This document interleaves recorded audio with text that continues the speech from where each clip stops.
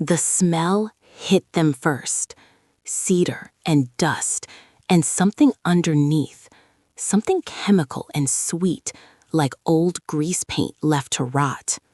Marcus pushed through the side door they'd pried open, his flashlight beam cutting through darkness thick as velvet curtains. "Jesus," Ava whispered behind him. "It smells like my grandmother's attic died." "Your grandmother's attic didn't have these," Jordan said, sweeping their light across the walls. The marionettes hung everywhere. Dozens of them, maybe 100, suspended from hooks driven into the theater's wooden walls. Their strings caught the flashlight beams and threw back fractured light. Fishing line and wire glinting like spider silk. Pierrots with diamond-patterned suits. Ballerinas frozen mid-pirouette. Kings and jesters and animals with button eyes that didn't quite catch the light right. "They're just dolls," said Riley, the youngest at 16, trying to sound braver than the tremor in her voice suggested. "Wood and paint, that's all." Marcus stepped onto the stage, his sneakers loud against the warped floorboards. The sound echoed in the small space. The Blackwood Puppet House had never been grand, just a community theater that had closed 30 years ago when the owner died. But the legends had grown in the abandoned years. Dolls that moved, strings that tangled around trespassing teenagers, wooden fingers that reached and grabbed and... "All bullshit," Marcus announced to the empty auditorium. 20 rows of seats stared back, their red velvet worn to pink in patches. "See? Nothing. We've been here 5 minutes and literally nothing has..." "Shh," Ava held up her hand. "Do you guys hear that?" They froze, 4 flashlight beams creating overlapping circles of white on the stage. Silence. Just the settling sounds of an old building, the creak of wood, the distant drip of water from a broken pipe somewhere backstage. "Hear what?" Jordan asked. "I don't know. I thought..." Ava shook her head. "Nothing. Never mind." Marcus grinned, the expression making him look younger than 17. "You're psyching yourself out. That's how these legends work. You expect something creepy, so every normal sound becomes..." "Why are we really here?" Riley interrupted, her flashlight beam drifting across the walls of marionettes. "I mean, actually, we could have gone anywhere tonight." "Because," Jordan said, hopping up to sit on the edge of the stage, legs dangling, "Marcus bet me $50 we wouldn't last an hour, and I need $50. And," Ava added, settling down beside Jordan, "because every senior class for the past 30 years has chickened out of this place.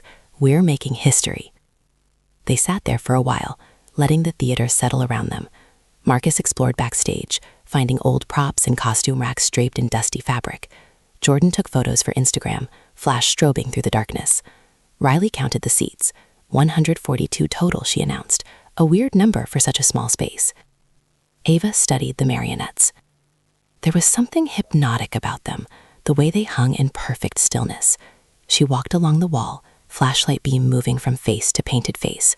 A clown with red cheeks, a princess with a chipped crown, a soldier with a rifle carved from a single piece of wood. And then, "Hey," she said, "come look at this." The others gathered around. Ava pointed her light at a section of wall where the hooks were clustered close together, 5 in a row. 4 held marionettes. The 5th was empty. "So," Marcus said, "one fell down. It's probably in a closet somewhere." "Yeah, but..." Ava played her light across the walls, counting under her breath. "There's like 80, 90 dolls here. Why would only one be missing?" Jordan laughed, but it sounded forced.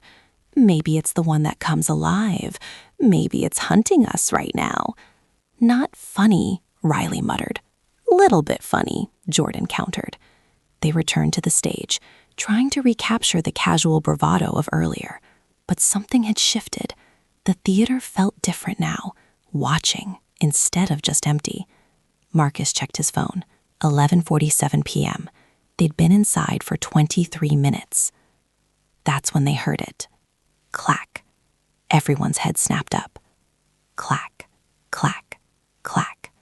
The sound came from above, from the rafters where the flyloft rigging crisscrossed in shadow. Not a continuous noise, but rhythmic, deliberate, like wood knocking against wood.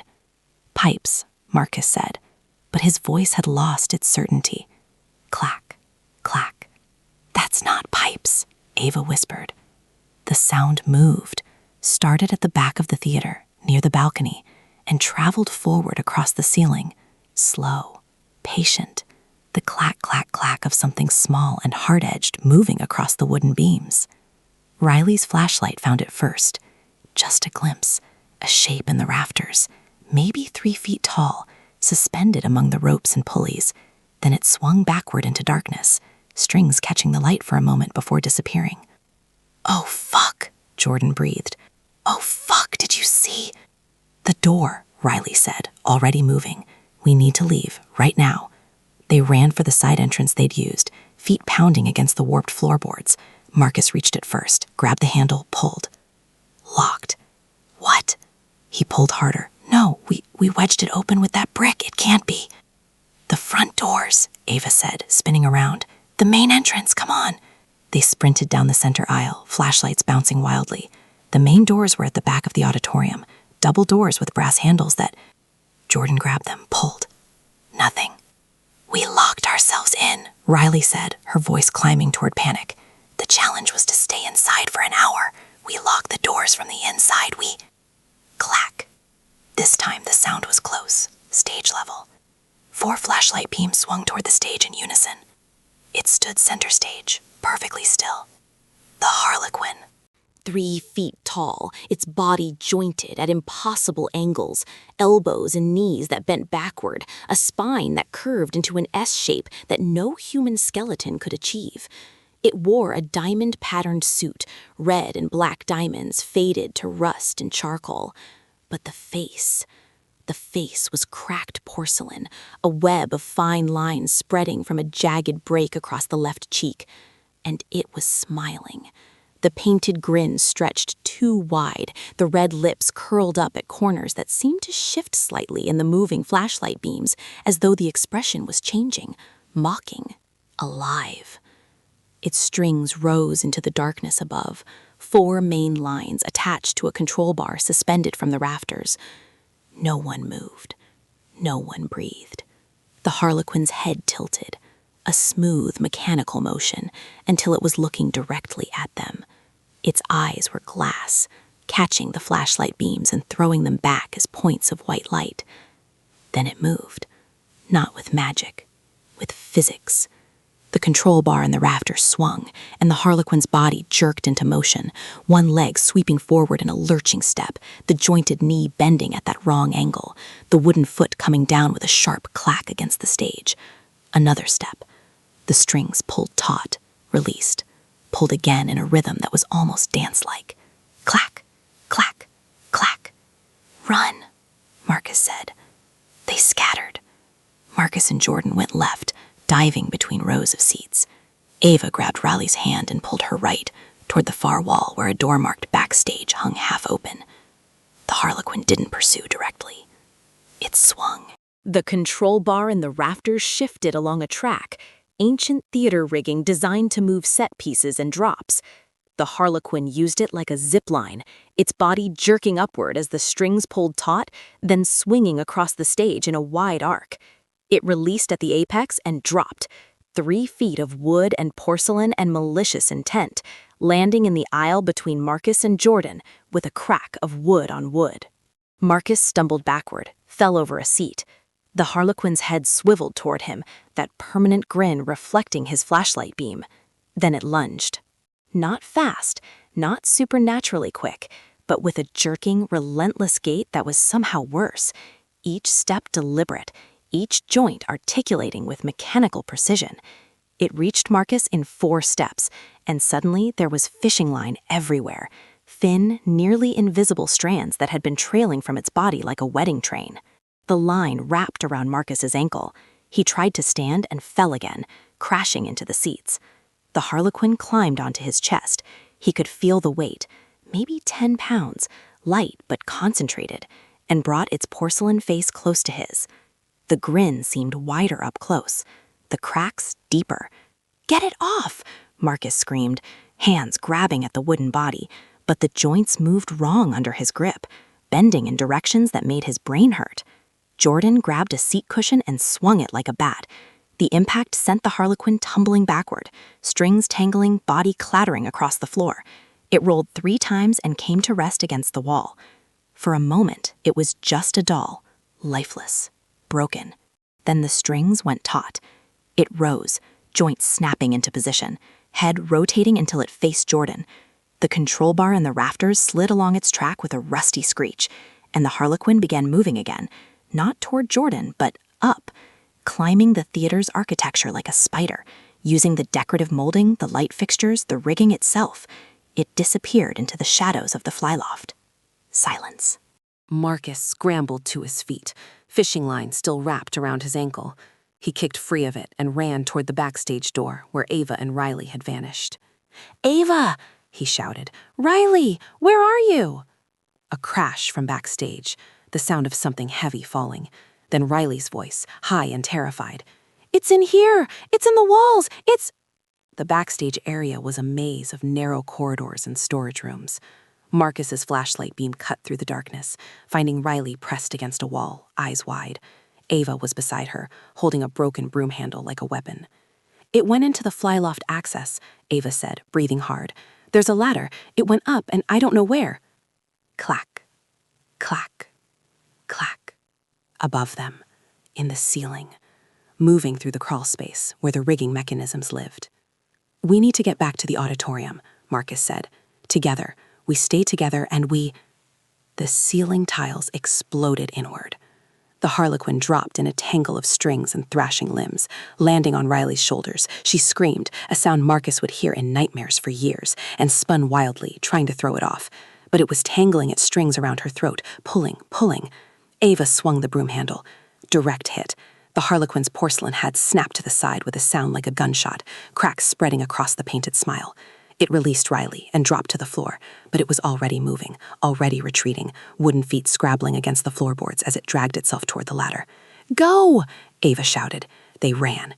Back to the auditorium, where Jordan was trying to pry open a window with a piece of broken chair.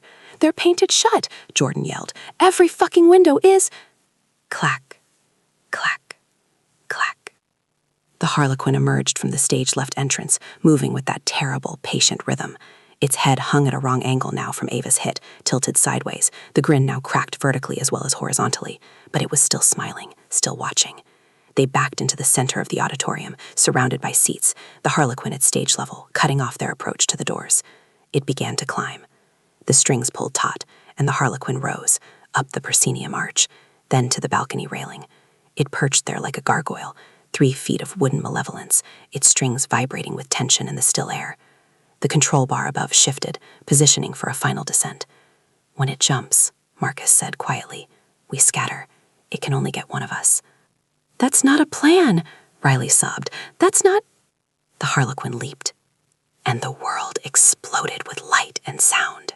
The front doors, the heavy wooden doors they'd locked, blasted inward, hinges shrieking.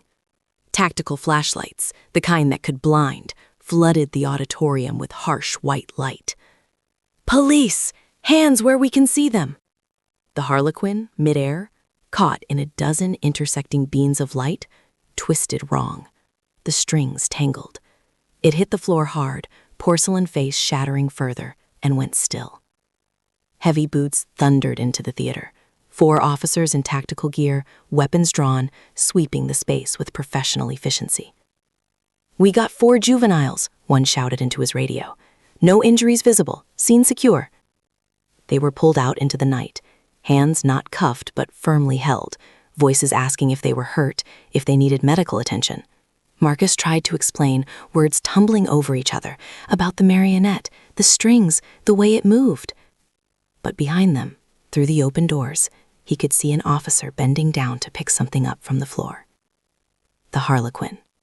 Just a doll in the officer's hands, lifeless, broken, the strings hanging limp. "Creepy-looking thing," the officer muttered, turning it over. The cracked porcelain face caught the light from the street, and for just a moment, Marcus could swear the grin had whitened. The officer tossed it into an evidence bag and carried it out to the van. Later, Riley's little brother would admit to their parents that he'd seen them sneak out. The parents had called the police immediately, terrified of what everyone in the neighborhood knew about the Blackwood Puppet House. The police had arrived with bolt cutters in fear, expecting to find teenagers hurt or worse. They found them standing in the center of the auditorium, traumatized but alive. Marcus sat in the back of his parents' car, wrapped in a shock blanket he didn't need, and stared at his hands. He could still feel it, the weight of the harlequin on his chest, the wrongness of its joints, the fishing line cutting into his ankle. Just an old building, his father was saying. Old buildings make sounds. Shadows play tricks. You kids scared yourselves, that's all. Marcus didn't argue.